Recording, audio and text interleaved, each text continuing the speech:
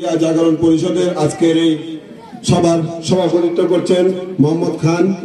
আজকের সভার প্রধান অতিথি হিসেবে উপস্থিত আছেন বন্দর চট্টগ্রামের অভিভাবক, আমাদের বন্দর চট্টগ্রামের রাজনৈতিক শিক্ষাগুরু, আমাদের রাজনৈতিক অভিভাবক, চট্টগ্রাম মহানগর বিএনপির যুগ্ম আহ্বায়ক আলহাজ এম আজিজ ভাই, মঞ্চ প্রতিষ্ঠ আরো বন্দর থানা বিএনপি যুবদল, ছাত্রদল, স্বেচ্ছাসেবক দল সহ, কৃষক দল সহ, শ্রমিক দল সহ, মহিলা দল সহ অসংখ্য নেতৃবৃন্দ। বন্ধুগণ, আপনারা জানেন আজকে বিগত 16টি বছর যাবৎ আমরা কোন সভা সমাবেশ এভাবে কেউ করতে পারি নাই। কেন?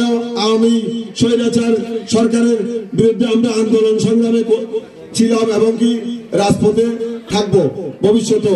বন্ধুগণ, আমরা আরো আওয়ামী স্বৈরাচারের বিরুদ্ধে আমরা যে ওনারা যে আওয়ামী লীগ সরকারে আজকে অন্তর্বর্তীকালীন সরকারের বিরুদ্ধে বিভিন্ন ভাবে তারা একটা পায়তারা করছে, তারা একটা ষড়যন্ত্র করছে। এই ষড়যন্ত্র আমরা সকলে মিলে ঐক্যবদ্ধ ভাবে তা রুখে দিব।